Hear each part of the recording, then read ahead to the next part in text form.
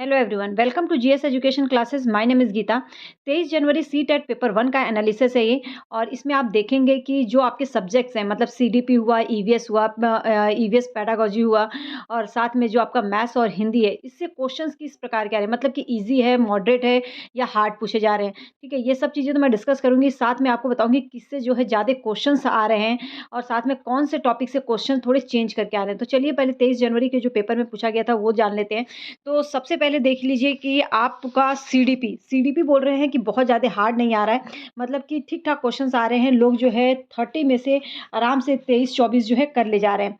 ठीक है, तो सीडीपी में जो पूछा गया था आज के दिन, मतलब 23 जनवरी को, उसमें वाइगोस्की के कल्चरल टूल से जुड़ा एक प्रश्न था। वाइगोस्की का वैसे जो सोशो कल्चरल थ्योरी है बहुत ही इंपॉर्टेंट है, इसको अच्छे से पढ़ के जाना।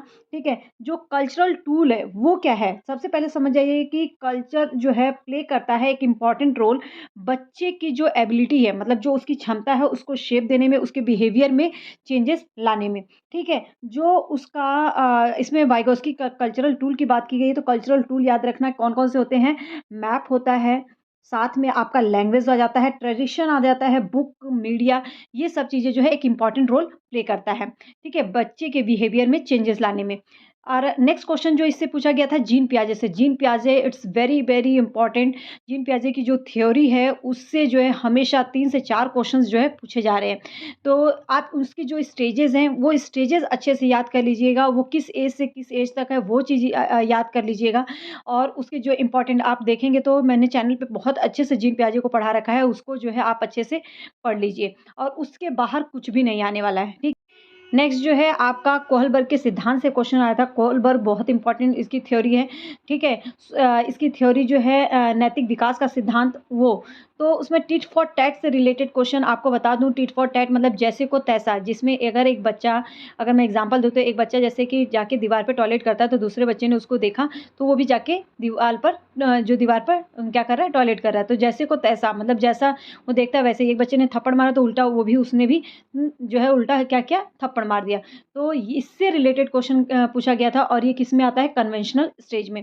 ठीक है, नेक्स्ट जो है नई शिक्षा नीति से, कईयों में तो सीधे सीधे क्वेश्चन पूछा गया है, लेकिन नई शिक्षा नीति को अच्छे से देख कर जाना, क्योंकि नई शिक्षा नीति से जो है थोड़े घुमा कर क्वेश्चन पूछे जा रहे हैं। नेक्स्ट जो है आपका वृद्धि एवं विकास से क्वेश्चन पूछा गया था, और इसके साथ ही आपका अनुवांशिकता और वातावरण से क्वेश्चन पूछा जा रहा था। तो इन टॉपिक्स को अच्छे से देख कर जाना। साथ में स्टीफन क्रेशन की थ्योरी, ये भी बहुत ही इंपॉर्टेंट है। तो इससे भी रिलेटेड जो क्वेश्चंस हैं बनते हैं, इसको जो है अच्छे से करके जाना। एक प्रश्न इससे आया था। ठीक है, नेक्स्ट जो है अगर मैं ईवीएस की बात करूँ तो ईवीएस में जो है आपका एनसीईआरटी तो मेन है ही, लेकिन थोड़ा-सा लेवल चेंज है, थोड़ा-सा चीज़ें एक्स्ट्रा भी पूछी जा रही हैं। तो उस चीज़ को याद रखिएगा। पहले तो पर्यावरण जो अध्ययन में गुजरात की जो रंगोली है उसमें कौन-सा डिज़ाइन बनाया जाता है, यह प्रश्न पूछा गया था। साथ में ठंडा रेगिस्तान किसे कहते हैं, आपको पता होगा ठंडा रेगिस्तान किसे कहा जाता है, लद्दाख को। ठीक है, नेक्स्ट जो है आपका मध्य प्रदेश के राजधानी के सापेक्ष राजस्थान और झारखंड की स्थिति, मैप को अच्छे से देख कर जाना, बहुत ही इम्पोर्टेंट है।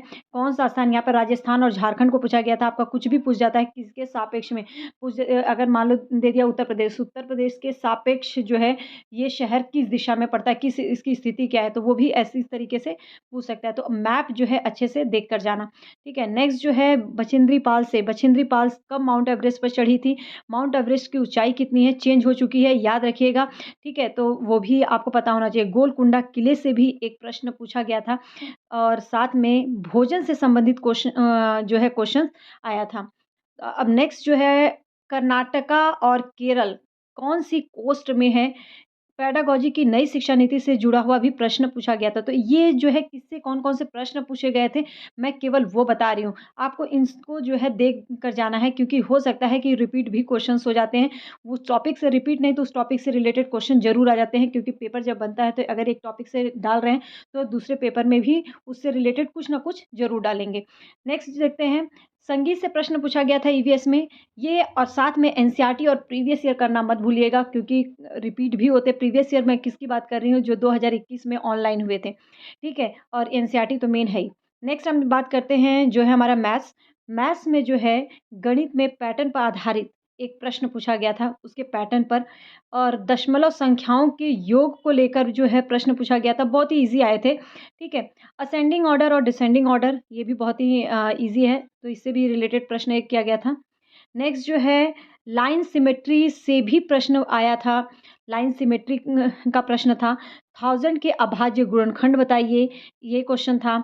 एक नेक्स्ट जो है एक प्रश्न पूछा गया कि बताइए 9:10 से मतलब 9:10 हो रहा है, उससे 4 घंटा 20 मिनट पहले कौन-सा समय था? तो इस टाइप के प्रश्न भी आ रहे हैं। पेडागॉजी में जो है स्थानीय मान, साथ में आपका जो है एनसीएफ 2005 जो है उससे भी घुमा-फिरा के क्वेश्चन्स पूछे जा रहे हैं। अगर आप अच्छे से पढ़ लेंगे तो आपको घुमाया-फिराया कुछ भी नहीं लगेगा, सब सीधे-सीधे आपको लगेंगे, लेकिन अच्छे से पढ़ना पड़ेगा।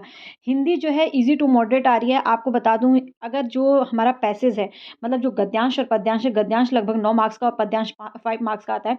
अगर आप ये अच्छे से करते हैं तो आपके 10 से 15 मार्क्स जो है आपके कहीं पर भी नहीं जाएँगे, लेकिन आपको थोड़ा-सा टाइम देकर 5 मिनट उसे करना पड़ेगा। इसके लिए इंग्लिश और हिंदी दोनों में टाइम बचा के इस चीज़ के लिए रखिएगा, ठीक है। हिंदी में गद्यांश से प्रश्न पूछा गया था जो कि तमिलनाडु के स्थापत्य कला पर आधारित था। किस पर?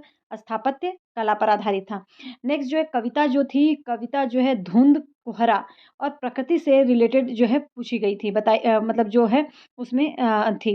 गद्यांश के अंतर्गत व्याकरण से जो है अलंकार और अत्यंत का संधि विच्छेद पूछा गया था। अत्यंत का क्या संधि विच्छेद होता है? आप कमेंट सेक्शन में ज़रूर बताइएगा, देखते हैं कि आपको कितना पता है। ठीक है? हिंदी पेडागॉजी में जो है एनसीएफ से प्रश्न पूछे गए थे। एनसीएफ से एक प्रश्न आया था और एनसीएफ को अच्छे से कर लीजिएगा क्योंकि एनसीएफ से हर सब्जेक्ट में जो है आपके पूछे जाते हैं।